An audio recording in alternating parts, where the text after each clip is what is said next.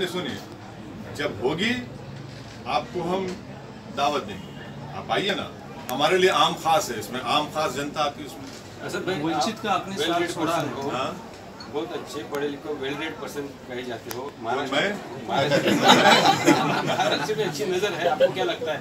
BJP बार बार कह रही है कि शिवसेना बहुत कमजोर होती जा रही है हिंदुत्व को लेकर। बीजेपी कह रही है कि शिवसेना कमजोर होती है। मैं आपको इसी रिलेटेड सवाल के जवाब में मैंने अभी कहा कि पूरे देश में कौन हिंदुत्व आइडियोलॉजी पे ज्यादा वफादार है, उसका कंपटीशन चल रहा है, जिसमें सब पार्टी शामिल है।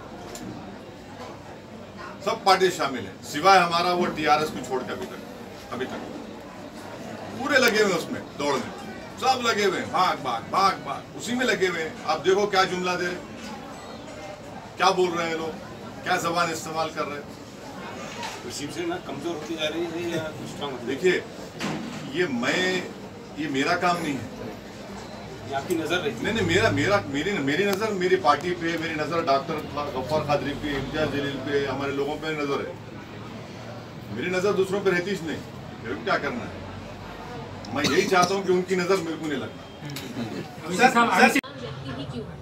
ये अब्बासी भी एक मुसलमान व्यक्ति ही है और वो आईसिस से कनेक्टेड था, तो एक बार दोबारा आज आपको मालूम आज क्या हुआ, कल अयोध्या में क्या हुआ? मुसलमानों की नमाज की टोपी पहनकर मुसलमानों की ही मस्जिद में ले जाकर सुअर का गोश्त फेंके और पकड़े गए। कौन था वो? बजरंग दल के ऑर्गेनाइजेशन से था। कौन थे भाई ये लोग? जहाँ तक सवाल टेररिज्म का है तो फिर ये अखलाक को, पीलू खान को, रगबर को मारने वाले कौन है भाई? और तीसरी बात यह है कि आप पूरी तहकीकात करिए। हम तो हर किस्म के वायलेंस को, टेररिज्म को कंडेम करते हैं। आज ही बेंगलुरु में कर्नाटका में एक साहब जो है मस्जिद में चले गए कल, जहाँ पर लेडीज़ मुस्लिम नमाज पढ़ रही थी, कपड़े उतार दिया उनके सामने जाके और गाली देना शुरू कर दिया। कौन है ये लोग? फिर रेडिकलाइज कौन कर रहा है इनको? मैं शुरू से कह रहा हूँ रेडिकलाइजेशन हो रहा है। और मैं तो मेरे पे जो गोली चली, मेरी गाड़ी पे गोली चली, तो मैं किसी समाज को ब्लेम नहीं किया। मैं बोला वो रेडिकलाइज क्यों हुआ? आप रेडिकलाइजेशन पे रोको ना, उसको रोक लगाइए। रेडिकलाइजेशन पे रेडिकलाइज अगर कोई भी हो रहा है उसको रोक लगाइए। क्यों हो रहा है उसके आपको मालूम, मगर आप तो खामोश बैठे हुए हैं। सर 2019 में लोकसभा चुनाव ना लड़ते हुए भी जिस प्रकार शुरू होगा, उद्धव ठाकरे भी रैली ले रहे हैं मुंबई और मवाद, तो क्या एमआईएम भी एक रैली करेगी? वैसे भी मुंबई की रैली पेंडिंग है। नहीं करेंगे, क्यों नहीं करेंगे?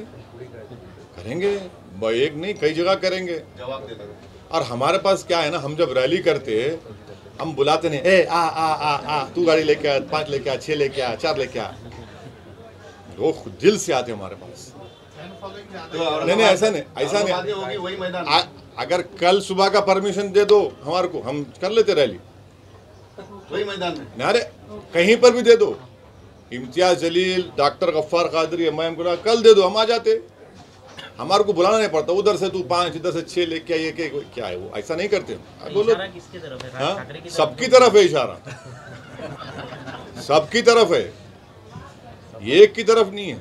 एमआईएम पार्टी जो है जमीन से जुड़ी हुई है, लोग सुनने आते, देखते, तो परमिशन ले हम करेंगे। अभी ईद भी सुजान दीजिए, फेस्टिवल है, लोगों को आराम से अपनी दोनों फेस्टिवल्स को सेलिब्रेट करने दीजिए। नहीं तो एक क्यों, बहुत होंगी रैली, एक क्यों बोल रहे हैं? अब माशाल्लाह से आप हमारे साथ है। लेकिन वहाँ ज्वाइन किया जाए, उस 3 पहिया गाड़ी को एक चौथा पहिया एमआईएम का लगाया जाए, क्या लगता है? उन्होंने बोल दिए, उधर से क्या हुआ फिर? आपको लेकर के शरद पवार को मिलने जाने वाले थे। हाँ? आपको साथ में लेकर के इम्तियाज सर शरद पवार को मिलने को जाने वाले थे, मिलने को गए नहीं, इसलिए कुछ हुआ नहीं होगा। क्या बोलेंगे? वो हमारे नाम से नफरत करते भाई। हमारा नाम सुन के उन लोगों को पेट में दर्द शुरू हो जाता है।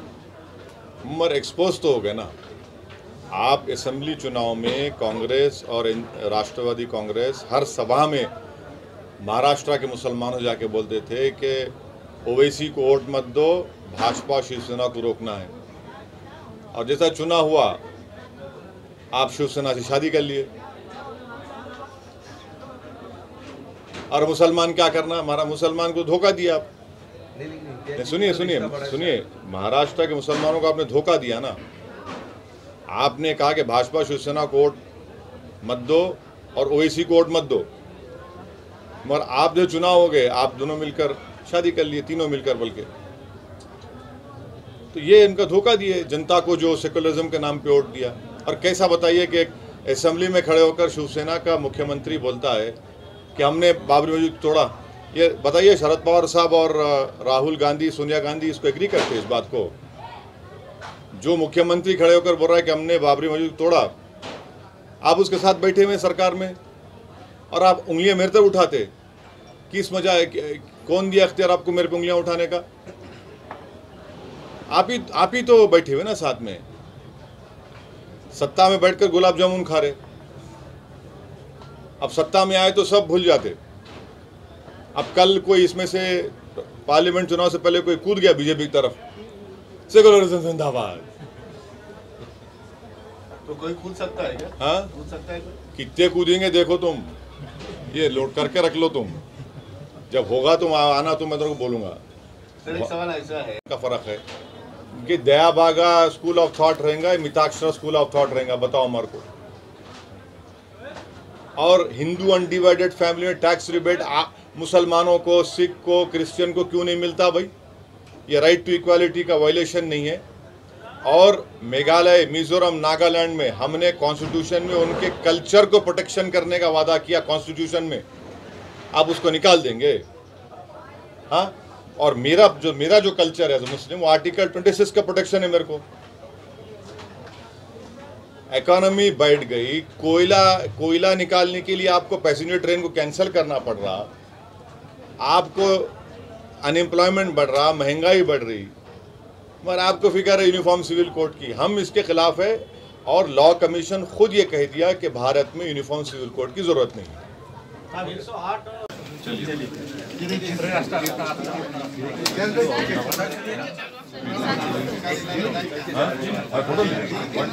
अचानक राज ठाकरे क्यों जागे? और मेरे को क्या मालूम भाई, कि मेरे को नहीं मालूम। वो दखन की एक कहावत है, कभी कोई बासी गड़ी मुंह वाला। सर वही तो बोला ना, वही तो बोला मगर बी टीम में ना, नहीं हम पूरा डील हम कर लेते। अब आप देखो, आप हम लड़के शिवसेना को हराए। हाँ, वो तकलीफ है संजय राउत को कि औरंगाबाद की हिंदू, मुस्लिम, दलित जनता ने शिवसेना को हरा दिया, तो वो उन गुस्सा मेरे पे कभी कभी निकाल लेते। सर आखिरी सवाल मेरा ही है, मेरी तरफ से आखिरी सवाल ये है कि फिर एक बार कल की सभा में हो सकता है कि औरंगाबाद का नाम संभाजी नगर किया जाए। इस मांग को आगे बढ़ाते हुए सरकार पर दबाव बनाएंगे। सर आपकी और सर की दोनों की प्रतिक्रिया चाहिए। बोलते यार क्या तुम इम्पोर्टेंट ग्रुप में टाइम खराब कर रहे हो आप, जाइए ना।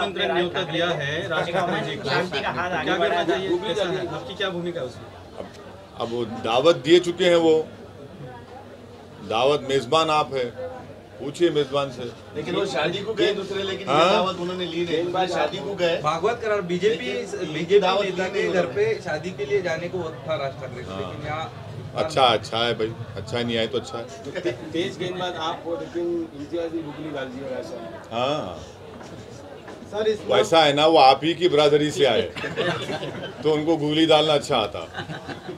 सर इस मुल्क में यक्सा सिविल कोड नाफिज करने की बात की। देखिए एक बात सुनिए, यक्सा सिविल कोड को इस देश की जरूरत नहीं है। हमको आप ये बताइए, आज बीजेपी, अमित शाह साहब ये सब बोल रहे हैं, आपको मालूम गोवा में जो सिविल कोड है, कैसा सिविल कोड है? अगर गोवा में कोई हमारा हिंदू भाई शादी करता है और उसकी वाइफ की उम्र 25 और 30 साल की हो जाती है, उसको बेटा नहीं हुआ तो सेकंड मैरिज कर सकता है वो। अब इस पर क्या बोलेंगे बीजेपी वाले?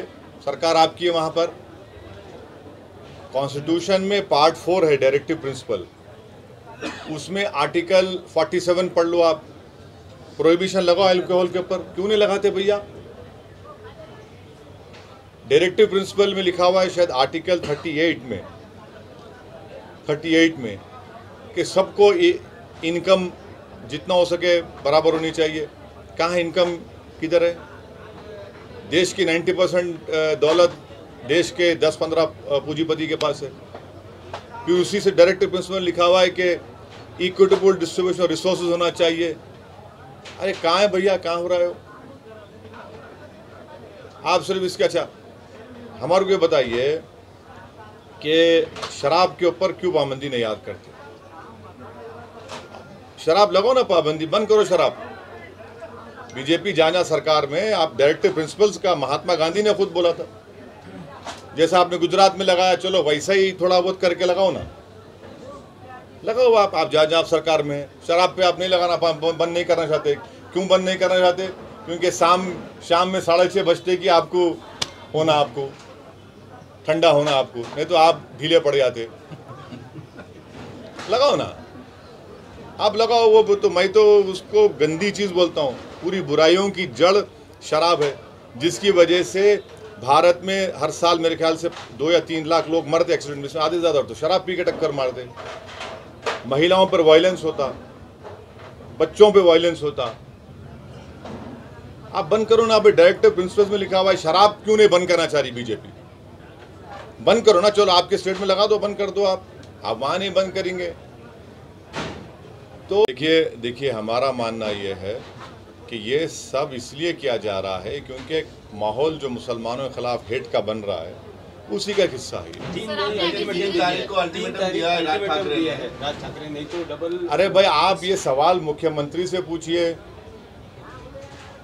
आप ये सवाल शरद पवार साहब से पूछिए। आप बताइए ना कि आप क्या करने वाले हैं। मैं मुख्यमंत्री हूं क्या?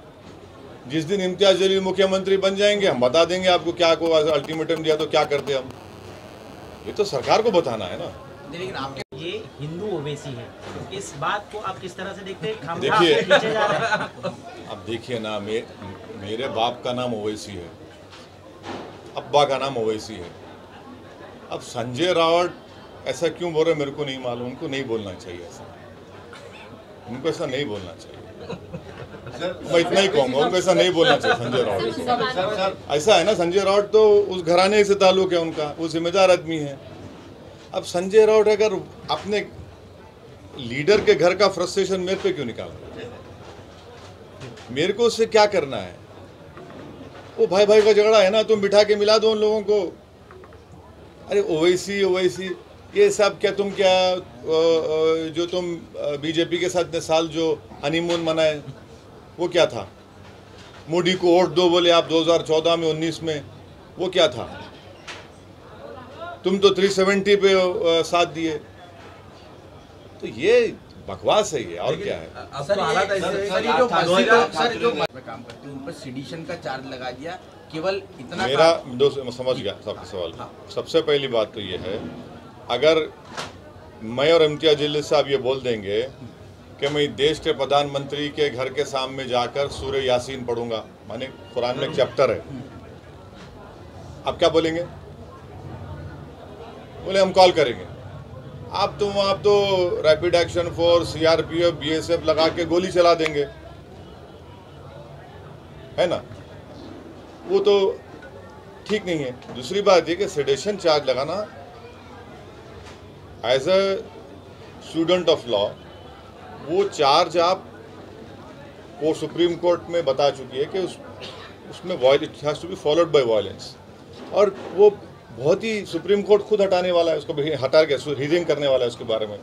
तो सेडेशन चार्ज लगाना मेरे ख्याल से ये लगा दो, डाल दो अंदर, वैसा नहीं है। तो सेडेशन के बारे में मेरा मानना है कि सुप्रीम कोर्ट जो उसको अभी देख रहा है वो बिल्कुल सही देख रहा है सुप्रीम कोर्ट। मगर उनका ये कॉल करना, मेरे को कोई ना उनसे मोहब्बत है पॉलिटिकली, ना जिसके घर पे जा रहे थे उनसे मेरे को पॉलिटिकली मोहब्बत है, मगर अगर हर कोई ये बोलेगा कि नहीं मैं अब इम्तियाज जलील घर के सामने मैं करूँगा, तो मेरे घर के सामने क्यों आएंगे भाई आप? नहीं सर, आप तो बॉम्बे हाई कोर्ट ने भी जो ऑब्जर्वेशन किया है कि आप एक इलेक्टेड रिप्रेजेंटेटिव हैं, आप पे भी एक जिम्मेदारी है होती। आप प्रोटेस्ट करिए, प्रोटेस्ट करने से कौन रोकते हैं आपको? अगर हम और मैं और इम्तियाज जलील अब एक कॉल कर देंगे कि जितने बीजेपी के नेताओं के घर है हम जाके वहाँ कुरान पढ़ेंगे, तो रीजनेबल नहीं है ना ये। आप भी उसको देख के करिए। सर सिडिशन का चार्ज लगा देना। मैं कोई प्रैक्टिसिंग लॉयर नहीं हूँ, ना मैं कोई लीगल ईगल हूँ। मैं वो तो 96 में और 98 में मेरे को सिडिशन लगाए थे, प्रूव ही नहीं कर सकते आप, सिवाय इसके के दगा दिए पेपर में, मीडिया में आप लोग उछाल देते। बट सुप्रीम कोर्ट राइटफुली उसको अभी एग्जामिन कर रहा है। सर महाराष्ट्र के एनसीपी के प्रदेशाध्यक्ष जयंत पाटिल, उन्होंने कुछ दिनों पहले मीडिया में एक बयान दिया था कि जो माहौल महाराष्ट्र में चल रहा है, इस माहौल में अभी ओवैसी की एंट्री होगी और ये माहौल खराब करने की साजिश चल रही है राज ठाकरे, ओवैसी हो या तमाम पार्टियों द्वारा। ऐसा है ना, अब उनको ख्वाब में भी मैं आ रहा हूँ तो मैं क्या कर सकता हूँ? अब वो पहले बता दे कि बीजेपी में कब जाने वाले हैं वो लोग। तो क्या अजीत पवार मेरे से पूछ के गए थे वोट लेने? अगर उनकी बात सच है, मैं चैलेंज कर रहा हूं उनको, अजीत पवार मेरे से पूछ के गए थे क्या फडणवीस को, तू बन जा मैं बन जाऊं? तू दोनों जो शादी कर लिए थे थोड़े दिन के लिए, एक दिन के लिए था ना, घंटों के लिए जो शादी, मैरिज ऑफ कन्वीनियंस भी नहीं था वो मेरे से पूछ के करे थे दोनों। ऐसा हो गया माहौल कि अगर मैं आ रहा हूँ बोले तो इनको रात में नींद खराब हो जाती है इनकी। तो अब वो करते बोलते, अरे तुम सरकार में है, आप क्या कर रहे? आप सरकार में, आप अपनी जिम्मेदारी निभाओ ना। ओवैसी जी, संजय राउत जब ओवैसी साहब सीधा सवाल लेता हूँ, जिस प्रकार का लाउड स्पीकर को लेकर राजनीति और राज ठाकरे को का हर बार लाउड स्पीकर और हनुमान चालीसा को लेकर जो महाराष्ट्र में विवाद दिख रहा है, आपकी उस पर पहली प्रतिक्रिया क्या? ये सब कुछ सियासी है? आपको लगता है कि अपना अस्तित्व बचाने के लिए राज ठाकरे को इस तरह का हथकंडा अपनाना पड़ रहा है? और औरंगाबाद में रैली के पीछे का मकसद क्या है? आप जवाब दिए हैं, उसके बारे में आप क्या कहना चाहते हैं? पीएम साहब प्रेस कॉन्फ्रेंस ही नहीं कर रहे 7 साल में, खाली अपने चहितों को बुला के 1 to 1 कर लेते भी जाए थे। हाँ क्या देंगे, दोनों कहाँ जवाब देते? जिस तरह से मुल्क में अक़लियतों पर मज़ालिम बढ़ रहे हैं, बैनुल अक़वामी सतह पर मुल्क को यानी हज़ीमत उठाना पड़ रही है। नहीं, ये तो सोचना है ना, तो मुल्क की बरसर इख्तिदार जमात जो है बीजेपी, उनको सोचना है। वो तो मुसलमानों पे ऐलान जंग कर चुके हैं। सर एक आखिरी सवाल होगा, 3 तारीख ईद का भी वक्त आ रहा है और जिस तरह से हम जिक्र कर रहे थे लॉ एंड ऑर्डर का कि राज ठाकरे द्वारा धमकी भी दी गई है, तो क्या कह सकते हैं कि सरकार ने रेगुलेशंस तो दी हैं लेकिन ये साफ कहता है कि आप पहले कुछ कर देंगे उसके बाद हम एक्शन लेंगे, तो क्या सरकार इंतजार कर रही है? हम यही बोल रहे हैं सरकार को, आप परमिशन दिए, आपकी जिम्मेदारी है कि महाराष्ट्र में पीस होना चाहिए, आपकी जिम्मेदारी है, आप इस जिम्मेदारी को निभाइए आप। हम भी यही चाहते हैं कि महाराष्ट्र में अमन रहे और इंशाल्लाह अमन रहेगा। अगर कोई धमकी दे रहा है, कोई ये बोल रहा है, तो फिर भाई सरकार बड़ी है या क्या बड़ी है, बताइए ना आप। सर इम्तियाज सर ने पिछले महीने में एक